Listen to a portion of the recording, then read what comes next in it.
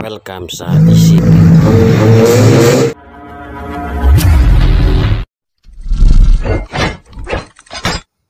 Ito po yung pinacheck up po sa atin doon. Dumating po itong BIOS model 2017 na pinagawa na raw spark plug niya, coil, tinignan na rin yung kanyang servo, lininis na rin yung throttle niya.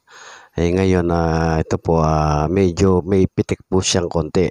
Ito po yung titignan natin, medyo wala naman pong palya kaso may pumipitik at nanginginig po, lalo na pag umano itong kanyang pan na to, umandar po siya.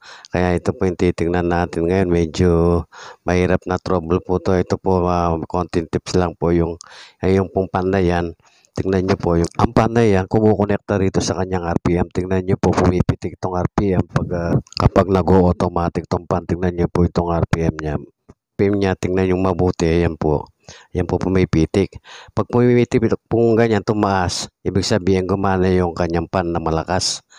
Ngayon pag bumaba po siya at hindi na nag-stay siyang ganyan, ibig sabihin hindi na umandar yung kanyang pan. Ayan po yun, nung pababa po siya. Ngayong tendency nun, manginginig yung kanyang makina. Yung vibration niya lumalakas kasi mababa yung RPM, yung idling niya mababa. Nasa 5 lang. Siyempre hirap na ka-aircon yan. Ngayon pag revolution mong ganon, tingnan nyo po, pag na-revolution ganyan, yan, tataas ng konti, tapos mag-stay siya.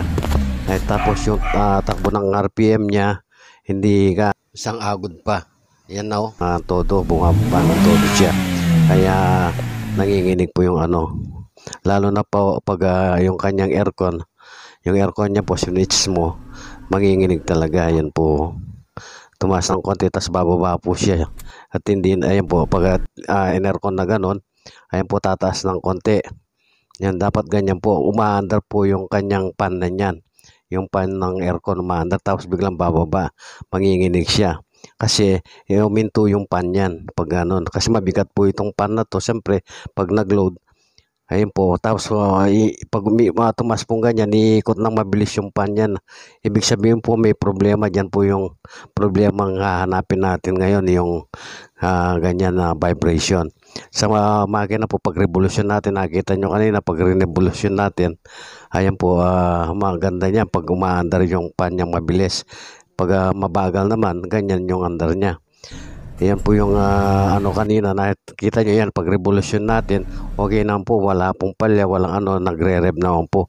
Ito po yung diferensya niya, yung bumabaksak yung niya, pa-fluctuate pa. Kasi pag fluctuate niya ganyan, yan pa, hindi firme yung kanyang RPM. Kasi itong mabigat nga, itong kanyang aircon, pan, mabigat ang nararamdaman niya, kaya kung minsan hindi aandar, kung minsan naandar. Yan, pag umandar yung pan, pag revolution mo, aandar yung pan. Yan po, kasi bibilis yung supply nung power sa kanya. Ayan po yung aanoin natin. Ayan po, babaksak po siya ng todo. Yan ang pero yung trouble po nito, nakuha na natin. Kasi yung kanyang pan na medyo nag-i-stick na. Sa scanner po natin, wala naman lumitaw at malinis na malinis, pati sa kuryente, wala pong lumitaw. Ito lang po yung kanyang motor pan na sayado na, nagsasayad na, kaya ito po, dito tayo mag-concentrate dito sa kanyang motor pan. At nakita rin natin yung mga sensor niya, wala naman depekto kasi lahat ng pag-diagnose natin nakasalpak at wala naman siyang pinalitaw sa mga sensor. Kaya 100% dito sa kanyang motor pan. Yan po yung nagiging depekto, kasi pag pinapaandar mo, umaandar siya, bibilis, hihina, sayad po yung kanyang pan motor. Ayan po yung pan motor, napakabagal at laging nag-automatic po yung kanyang blower, yung pan niya, yung motor pan niya. Yan po yung blower, bagal umikot, kaya itong kanyang motor pan baka sayad na, or ayan po, kaya ito yung pinag-aksaya natin ng oras. Tingnan niyo po rito yung kanyang RPM. Ito po yung RPM na yan, biglang tataas pag umandar umandar po yung pan na mabilis nun. Pag mabagal naman dito, bababa siya. Kasi sayad nga yung kanyang motor pan, nahihirapang umikot. Kaya nagpa-pluck. Ayan, umandar po yung motor niya mabilis. Yan po, umaandar yung motor niyan. Tapos biglang namatay yung motor kasi nag-automatic. Sayad po, kaya pumupunta dito sa ilalim ng kanyang RPM. Nasa 5 na. Yan po ay yung kondisyon ng kanyang motor pan. Napakahirap trouble po yan. Kaya subukan natin dito. Kasi ayun po yung motor niya. Oh, ang bagal na umikot. Tapos nag-automatic pa. Ibig sabihin niya, sayad siya. Umaandar siya. Gumagana yung motor pan niya. Kaso, para sayad, mahina yung ikot. At tapos biglang lalakas ang ikot. Doon, mag-aano yung RPM mo. Tataas yung RPM mo kasi malakas yung ikot.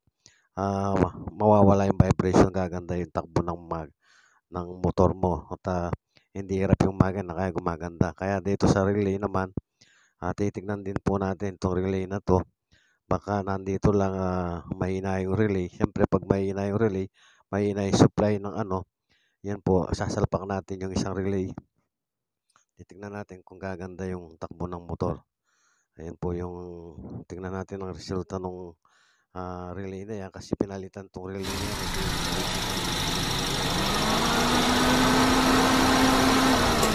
Takbo ng motor para kung lalakas siya nasa relay, mahina yung relay lalo na pag mainit na. Ayun po yung naging natin, pero pag hindi nawala yung pinalitan na natin to relay, ganun pa rin, palitan na natin itong motor pa. Ito po rin yung isa, yung sa kanyang aircon fan. Ayan po, importante po yung pan yan. Kung hindi andar yung aircon ng pan yan, mag-hover, umahina din yung kanyang aircon at magkaka-high pressure po yan. Ayan po ang resulta ng diagnose natin at ayan po ang nakuha nating findings dito sa sasakyan na to.